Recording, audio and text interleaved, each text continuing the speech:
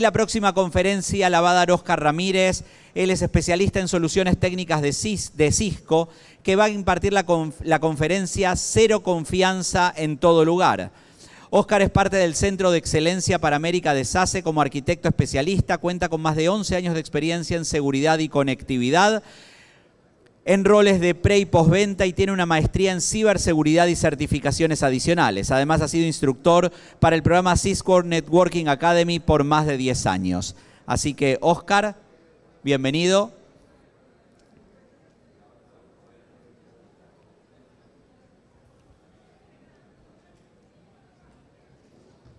Muchas gracias.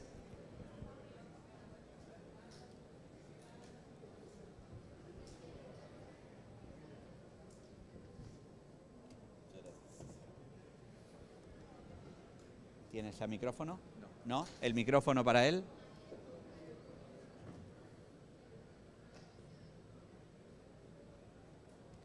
Bienvenido y adelante. Yo te voy a estar marcando cuando te falten 5 y 2 minutos. ¿Sí? Bueno, primero que todo, bienvenidos, buen día, un gusto conocerles y un gusto poder conversar con ustedes acerca de este tema tan importante y que de hecho es exageradamente relevante con la realidad que tenemos hoy en día.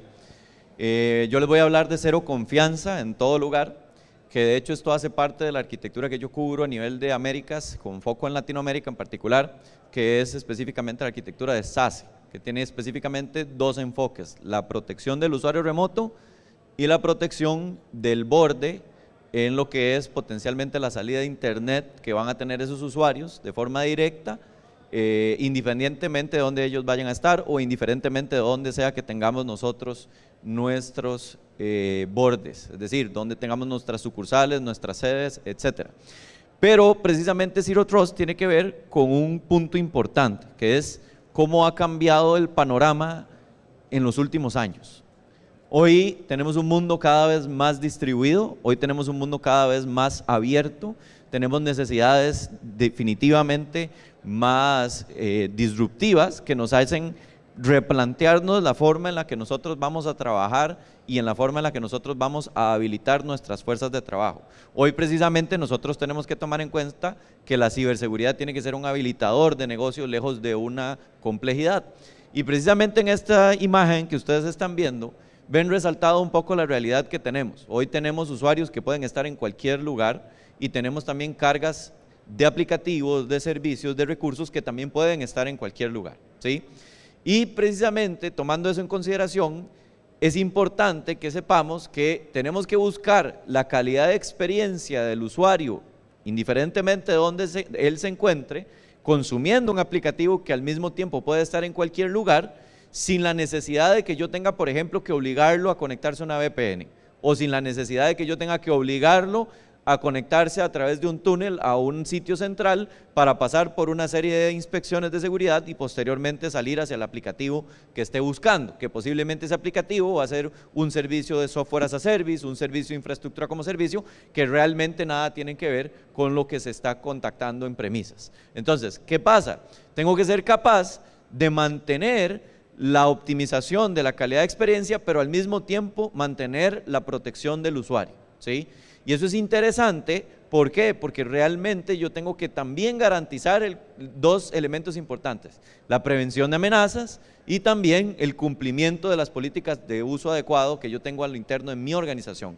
Hoy la realidad es que la identidad como tal es el nuevo perímetro. Ya el perímetro no es donde está firewall, no es donde yo estoy conectándome a mi proveedor de servicios. Hoy el perímetro es donde sea que se mueva mi identidad. Y como tal, es importante que yo pueda habilitar la seguridad para que se pueda cubrir ese perímetro bajo un ecosistema de cero confianza. Entonces, en primer lugar, vamos a tener un aspecto sumamente importante. La confianza se construye de acuerdo a las necesidades de saber y a las necesidades de trabajo. Entonces, yo voy a partir del principio de privilegio mínimo, en donde solamente voy a garantizar el acceso a lo que se debe de poder accesar y a lo que el usuario necesita para poder realizar su día a día. Y allí es donde nosotros empezamos a construir la cero confianza, que la cero confianza va de la mano con una frase muy interesante: nunca debo de confiar, siempre debo de verificar. Es decir, debo de establecer múltiples etapas de verificación que me permitan establecer esa confianza. Y precisamente acá ustedes pueden ver cómo es el panorama que tenemos actualmente relacionado con la cero confianza, en donde tenemos que la realidad es que muchas de las organizaciones hoy a nivel global no tienen una estrategia de cero confianza. El control de acceso a la red, el control de acceso a una VPN, la autenticación de múltiple factor, eso no es cero confianza. Son elementos que hacen parte de, al igual que el firewall. Pero al ser una arquitectura y no una solución, sino que también concebido como una estrategia, nosotros tenemos entonces que tomar en cuenta cuáles van a ser los procesos de cero confianza que nosotros vamos a implementar a lo interno de mi organización. Entonces, dicho esto, la cero confianza se implementa de una manera muy similar a cómo se comerían ustedes un elefante. ¿Cómo se comerían ustedes un elefante? Por partes. ¿Sí? Entonces, si yo voy a pretender esto, yo voy a primero entender cuáles son los resultados que busco obtener a partir de la cero confianza. ¿Cuáles son esos resultados que queremos tomar en cuenta?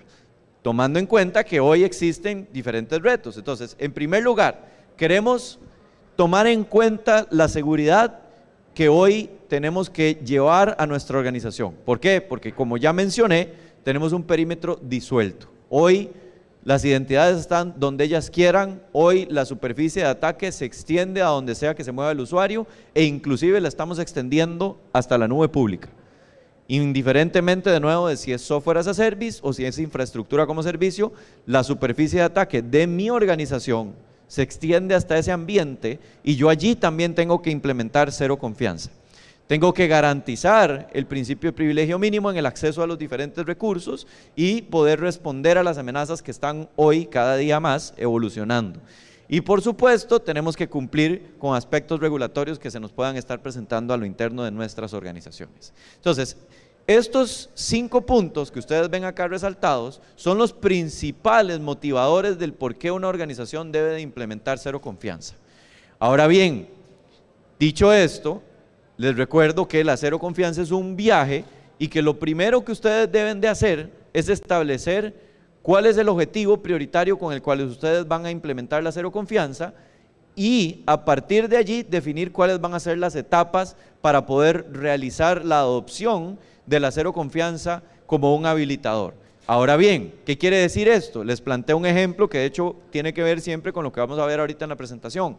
Si yo voy a habilitar que un usuario salga directamente a internet, él estando de forma remota, yo debo de implementar múltiples capas de protección que no dependan de un firewall, que no dependan de una VPN, que me habiliten a ser escalable, flexible y que me permitan seguir al usuario y establecer la diferencia de él está usando un dispositivo personal o él está usando un dispositivo corporativo. Si él está usando un dispositivo personal, yo debo de ser capaz de establecer políticas que sean a discreción de mi organización, de acuerdo al cumplimiento y la prevención de amenazas, versus si el usuario está usando el dispositivo corporativo, porque claramente en el dispositivo corporativo yo voy a tener una mayor capacidad de acción y una mayor capacidad de control, ¿sí? Pero volvemos al punto. No es solamente establecer, por ejemplo, la autenticación de múltiples factores, es verificar la salud del dispositivo, es verificar el contexto de la conexión, desde dónde está viniendo, si ya la máquina presenta una amenaza. Hoy ustedes tienen la capacidad de que si la máquina ya presenta una amenaza, yo puedo evitar que esa máquina se conecte al servicio de Office 365 a pesar de que esa máquina no esté conectada a la VPN. Es un tema de confianza que va de la mano con cumplimiento y con políticas de uso adecuado. Ahora bien, la cero confianza, de nuevo, al ser una arquitectura y un viaje, contempla diferentes elementos. Y esos diferentes elementos son pilares que mantienen la base de una organización de forma segura. Esos elementos que ustedes ven acá son los que nosotros en Cisco consideramos como los elementos clave para la base de una arquitectura de cero confianza. Claramente ustedes no me van a escuchar hablar únicamente del firewall, no me van a escuchar decir que la solución de seguridad del endpoint es el eje de toda la seguridad de su organización. Cuando ustedes hablan de cero confianza, al igual de cualquier otra arquitectura que gire en torno a una estrategia, tiene que haber procesos, tiene que haber integración, tiene que haber automatización, tiene que haber una capacidad de cobertura y de mitigación de riesgo hasta un nivel que sea aceptable. Y esas capacidades tienen que ayudarme a mantenerme resguardado a lo largo y continuo de la cadena de ataque, ¿sí? Entonces, ustedes ven que acá hablamos de identidad, hablamos de los dispositivos, hablamos de la red, hablamos de las cargas de trabajo. Cuando hablamos de cargas de trabajo, no solo las que están en el data center, las que me llevo a la nube, los microservicios, los contenedores, también debo de resguardarlos, ¿sí? Y finalmente, obviamente, tenemos que tomar en consideración los datos en sí y su naturaleza. Yo les voy a hablar de varias formas en las que se podría implementar la cero confianza. Yo la podría implementar de acuerdo a la agrupación lógica de identidades o servicios, o bien lo podría implementar también de acuerdo a casos de uso, a objetivos que sean prioritarios para mí. Acá, en esta primera representación, lo estaríamos considerando bajo la agrupación de identidades o de servicios. Vamos a tener tres pilares principales: las fuerzas de trabajo, los lugares de trabajo y las cargas de trabajo, ¿sí? Si lo vemos desde la perspectiva de las fuerzas de trabajo, es un poco lo que ya he estado mencionando, tomar en cuenta que ese usuario puede moverse donde él quiera, que él puede estar ingresando aplicaciones con y sin la VPN, que él puede necesitar de una verificación continua de riesgo. Es decir, si yo establezco una serie de verificaciones que se deben de cumplir y validar a la hora que el usuario intenta la conexión, una de ellas, por ejemplo, siendo que el firewall del sistema operativo esté habilitado, si el usuario, una vez que se le aprueba su ingreso a la aplicación, decide deshabilitar su firewall del sistema operativo, yo debo de ser capaz de reaccionar ante esa violación. ¿Qué quiere decir? Que yo debo de ser capaz de, a través de una verificación de acceso continua, de sacarlo de la aplicación porque él ahora está incumpliendo el parámetro mínimo que yo establecí, ¿sí? Entonces, las fuerzas de trabajo, al mismo tiempo, estando remotas o estando dentro de la organización, van a estar generando datos y van a estar manejando datos también. Datos sensibles, datos que posiblemente van hacia internet, hacia sitios que son riesgosos, y por ende tenemos que encontrar una manera importante de seguir al usuario donde sea que él vaya a estar y garantizar la protección indiferentemente de si él está decidiendo usar o no la VPN. ¿Por qué? Porque a pesar de que la VPN fue una muy buena solución desde hace mucho tiempo, hoy el 85% de los usuarios de las organizaciones dicen: yo no me conecto a la VPN por múltiples razones, porque me afecta la calidad de la comunicación, porque no quiero pasar por los controles. Habrá quien no lo acepte, pero la realidad es que también activamente el usuario dice: no quiero pasar por los controles que tengo dentro de mi organización. Y también, por supuesto, porque el usuario concibe el proceso de conectarse a la VPN como un proceso engorroso. ¿Qué quiere decir? Que lo ve como complicado, que lo ve como dificultoso. ¿Por qué? Porque hoy muchas organizaciones, y eso es una buena práctica, están implementando la verificación de autenticación de primer factor, pero además también la verificación de múltiples factores a la hora de conectarse a la VPN. Las aplicaciones hoy las tenemos en nuestro data center, los tenemos en la nube, y de esa manera yo tengo que permitir al usuario conectarse de la manera más óptima a donde sea que esté la aplicación. Y al mismo tiempo verificar el contexto de seguridad donde sea que esté la aplicación, ¿sí? Entonces yo debo de poder hacer esa verificación de contexto de seguridad, de parámetros mínimos, de prevención de amenazas, de cumplimiento, indiferentemente de dónde esté viniendo la conexión. Si yo no tengo operaciones en Costa Rica, yo no debería estar aceptando un acceso a mi aplicación desde Costa Rica. Si yo no estoy permitiendo en mi política de uso adecuado la utilización del navegador Tor o de Onion Router, yo no debería estar permitiendo conexiones desde ese navegador, es decir, desde redes anónimas, ¿sí? Y hoy posiblemente los controles que ustedes tienen a nivel de seguridad en sus organizaciones no les permiten cumplir con ese objetivo. Entonces, por eso es que les digo que hay que migrar a un modelo que sea más escalable, y ese modelo que es más escalable es seguridad entregada desde la nube. Y cuando les digo seguridad entregada desde la nube, no es ir a instalar un firewall a Amazon Web Services, no es ir a instalar un firewall en Google Cloud, es software as a service, es que siempre la experiencia del usuario va a estar comportándose de una manera óptima donde sea que él vaya a estar. Si el día de mañana ustedes van a una conferencia a Europa, ustedes tienen que seguir con la misma protección y misma calidad de experiencia, tal cual como si se estuvieran conectando acá, ¿sí? Y no pasando por un firewall que posiblemente les van a cobrar a ustedes por ancho de banda o que les van a cobrar por la elasticidad que ese firewall va a tener dentro de la nube de infraestructura como servicio. Ahora, hablemos de los lugares de trabajo. Yo debo de resguardar no solo el acceso a las aplicaciones, que ya lo vimos un poco con las fuerzas de trabajo, sino también el acceso a la red dentro del lugar de trabajo. Es decir, debo de verificar exactamente los mismos parámetros, solo que acá vamos a añadir otro elemento importante, la segmentación. Segmentación, típicamente e históricamente, la hemos hecho de una forma errónea en la red.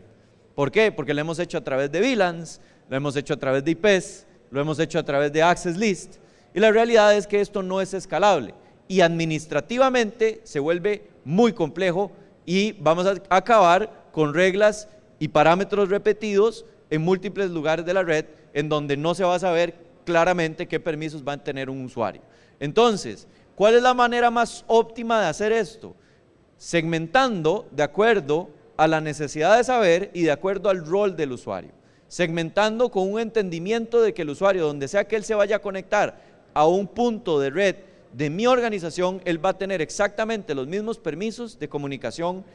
Igualmente vamos a cubrir los dispositivos del Internet de las cosas e igualmente los dispositivos de uso personal de los colaboradores. Entonces, esto adicionando la autenticación de un factor, de múltiple factor, porque una cosa es, y esto les soy muy transparente, una cosa es que yo verifique la autenticación de múltiple factor a la hora de ingresar a una aplicación, y otra cosa muy diferente es que yo verifique la autenticación de múltiple factor a la hora de ingresar a la red. Y sucede lo mismo con la postura.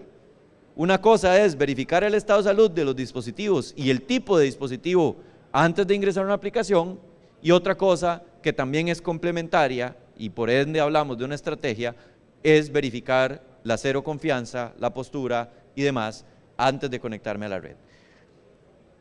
Aquí mismo, en los lugares de trabajo, yo voy a tener diferentes grupos de identidades. Voy a tener usuarios invitados, voy a tener usuarios que son también trabajadores contingentes o contingent workers, y ellos van a requerir de una política de seguridad diferencial. Yo tengo que encontrar una manera de habilitarles a ellos el acceso de una manera sencilla, pero que al mismo tiempo me permite entregar la cero confianza extendiéndola hacia ellos, ¿sí? Finalmente, para cubrir el tercer pilar, tenemos las cargas de trabajo. Las cargas de trabajo, a pesar de que no necesariamente ellas son 100% gestionadas por un usuario en el día con día, tal como se haría con una máquina o un dispositivo móvil, estas cargas de trabajo también son un punto clave de contención o de protección. ¿Por qué? Porque cuando un atacante logra ingresar a un servicio que nosotros tenemos en el ambiente, indiferentemente sea un microservicio de una aplicación que estén en premisas o que esté en el cloud, lo primero que va a intentar realizar es entender cuál es el comportamiento de esa aplicación. Y lo segundo que va a realizar es entender cómo se mueve de forma lateral, cómo se mueve a otras aplicaciones, cómo expande el acceso que ya tuvo y cómo empieza a obtener más información. Entonces, ¿qué es lo primero que debemos de hacer en relación a la cero confianza para las cargas de trabajo? Entender qué es normal. Eso es lo primero, entender qué es lo normal a nivel de comunicación de mis aplicativos, de mis recursos, de mis procesos, en premisas, en la nube y entre ellos, ¿sí? Al mismo tiempo, también implementar otro tipo de segmentación, que es a un nivel más bajo, que es la microsegmentación. Separar las cargas de una manera óptima me permite verificar que se esté cumpliendo las designaciones que yo tengo en mi organización, y al mismo tiempo me permite ser más específico en el descubrimiento de, por ejemplo, vulnerabilidades actuales y vulnerabilidades futuras. Me permite saber qué debo de actualizar en este momento y qué debo de actualizar a futuro. Me permite entender algo que es importantísimo, y si ustedes no lo tienen hoy, los invito a darle un vistazo, que es entender la dependencia que existe entre aplicaciones. Muchas veces a lo interno de nuestro ambiente sabemos que existen aplicaciones, pero no entendemos qué aplicación depende de qué, o no entendemos qué elemento depende de qué. Entonces, para poder implementar una estrategia de cero confianza relacionada con cargas de trabajo, yo primero tengo que entender la dependencia entre aplicaciones, para posteriormente robustecer mi implementación de políticas de cero confianza. Pero la cero confianza, tal cual como lo hemos estado hablando, también se puede ver desde la perspectiva de casos de uso. Entonces, acá yo les estoy mostrando algunos de esos casos de uso que ustedes podrían implementar en sus organizaciones para llevar a cabo la cero confianza, para tomar un camino inicial y poder definir por dónde inicio, qué es lo más importante para mí en este momento, qué es lo más importante para mí como habilitador de las fuerzas de trabajo remotas o de las fuerzas de trabajo que van a estar en un sitio en específico, ¿sí? Entonces, ¿qué tenemos? Tenemos que hay que establecer la confianza, no lo voy a repetir porque esto ya lo hemos hablado bastante, esto va muy enfocado y céntrico a la identidad, al dispositivo, al usuario invitado, al dispositivo de Internet de las cosas, al servicio, etcétera, en donde yo tengo de verificar postura y verificar también el nivel de riesgo de conexión y de no solo del riesgo previo, sino el riesgo actual y tomar acción de acuerdo a ese riesgo. Reforzar el acceso basado en confianza, que esto también ya lo hablé un poco, tema de microsegmentación, el control de acceso unificado, importante, unificado, control de acceso. Cuando ustedes hacen control de acceso, muchas veces piensan, ah sí, eso yo lo hago con mi directorio activo o eso yo lo hago con mi single sign-on, lo hago con mi proveedor de identidad y listo. O eso yo lo estoy haciendo con mi autenticador de múltiple factor que me da Microsoft gratis. Pues aquí hay un tema muy importante que uno, Microsoft no es todo. Entonces, hay aplicaciones críticas que ustedes tienen en su ambiente que no necesariamente son Microsoft. Entonces, ¿qué pasa? ¿Cómo estamos resguardando esas aplicaciones? Con algo más allá que solamente autenticación de múltiple factor. ¿Cómo estás verificando la postura de una conexión de un usuario que sale directo a Internet cuando se está conectando a la VPN? Porque la VPN es un aplicativo y es un servicio. ¿Cómo estás habilitando tu estrategia de cero confianza a la hora de conectarte a un aplicativo en tu organización sobre la Internet? ¿Por qué? Porque a pesar de que la VPN no ha muerto y no va a morir pronto, cada vez más vemos organizaciones que están introduciendo esa capacidad de conexión a una aplicación interna sin exponerla a Internet. ¿Por qué? Porque eso agiliza procesos. ¿Por qué? Porque eso habilita el trabajo, porque eso me da mejores resultados. Verificar de forma continua la confianza, esto tiene que ver por supuesto con el manejo de indicadores de compromiso, tiene que ver con manejo de vulnerabilidades, tiene que ver con el proceso de respuesta a incidentes, tiene que ver con el que se comparta información entre las herramientas. Esta información yo sé que ya la han escuchado mucho.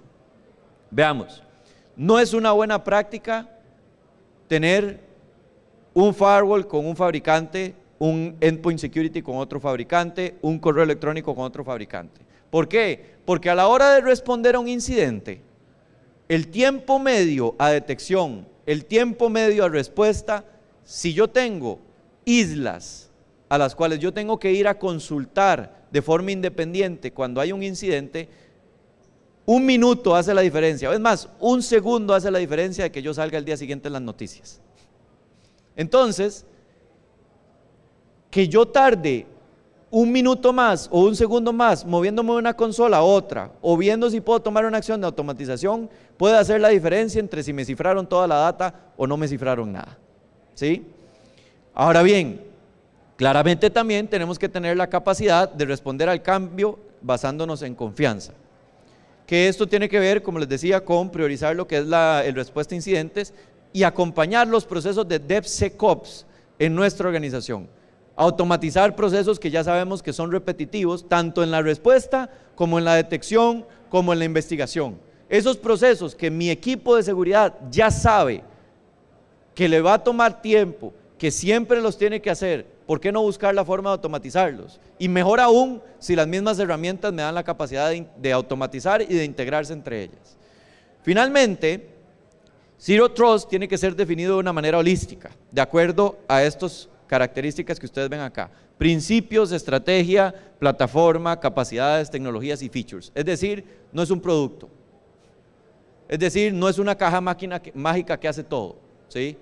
Que el día de mañana esa caja mágica se cae y me dejó sin seguridad.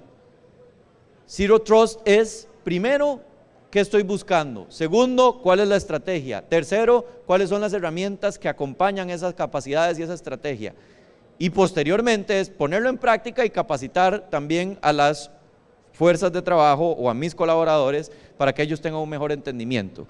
Acá, y como una visión breve de cierre, y agradeciéndoles el tiempo una vez más, ustedes tienen precisamente esos esos múltiples elementos que les mencioné relacionados con cero confianza, pero expandiendo un poco más hacia qué hace referencia cada uno de ellos. Específicamente hablando de las tecnologías, que es lo que hoy no toqué por temas de tiempo y porque era una conversación más de estrategia, ustedes pueden ver algunas de las tecnologías de Cisco que acompañan esa estrategia de cero confianza. Si les interesa conocer más o si les interesa elevar un poco más el tema, pues estamos por acá y con mucho gusto les vamos a atender. Muchísimas gracias y que sigan disfrutando. Buen día. Muchísimas gracias. Tenemos 2 preguntitas, si te parece, para responder ahora. Tenés 1 minuto para responderla. Las voy a leer juntas. Una, Pedro Marcel dice, ¿cuál es la diferencia entre seguridad perimetral y lo que propone Zero Trust?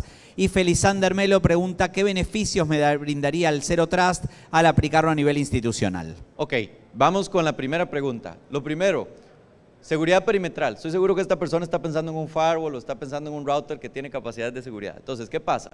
Número 1, limitantes que tiene una seguridad perimetral. Solamente se va a ver el tráfico que pasa a través del perímetro. Y segundo, solamente se va a poder tomar las acciones que la solución perimetral me brinde, ¿sí? Si el tráfico no está pasando por el perímetro y yo necesito hacer una inspección que no está en esa solución, no voy a poder cumplir con cero confianza. Entonces, aún más, tomando en cuenta el usuario remoto, hoy, por ejemplo, si yo tomo mi teléfono celular y yo navego a un sitio reconocido de un indicador de compromiso de un ransomware, acá no hay una seguridad perimetral que me esté resguardando. Acá tiene que haber una solución de cero confianza que, 1, verifique lo que yo estoy haciendo con un dispositivo corporativo y 2, que garantice la prevención de amenazas en la navegación hacia cualquier sitio que yo esté realizando, independientemente de si esto está controlado por un MDM o no, ¿sí? Entonces, la cero confianza, de nuevo, no es una solución puntual, es una estrategia de verificaciones que yo necesito realizar para garantizar cuál es el nivel mínimo de confianza antes de permitirle al usuario realizar sus tareas. La segunda pregunta, ¿qué beneficios me brindaría el Zero Trust aplicado a nivel institucional? Ok, respuesta súper sencilla y súper directa. Disminución de riesgo, mayor control, mayor capacidad y mayor alineamiento con las políticas de seguridad, de prevención de amenazas y de control de uso adecuado de mi organización. Nada más que eso. Ahora bien, tienen que recordar que Zero Trust, por ejemplo, va de la mano con 2 principios de seguridad. 1, seguridad por capas y 2, seguridad a profundidad. Entonces, si yo voy a implementar seguridad a profundidad es porque yo quiero múltiples capas por las cuales yo debo de pasar sin ser demasiado restrictivo con el usuario, porque tiene que haber un balance entre calidad de experiencia y seguridad, pero que al mismo tiempo a mí como organización me haga sentirme cómodo con las capacidades que le brindo al usuario donde sea que él vaya a estar. Y con eso cierro. Muchísimas gracias.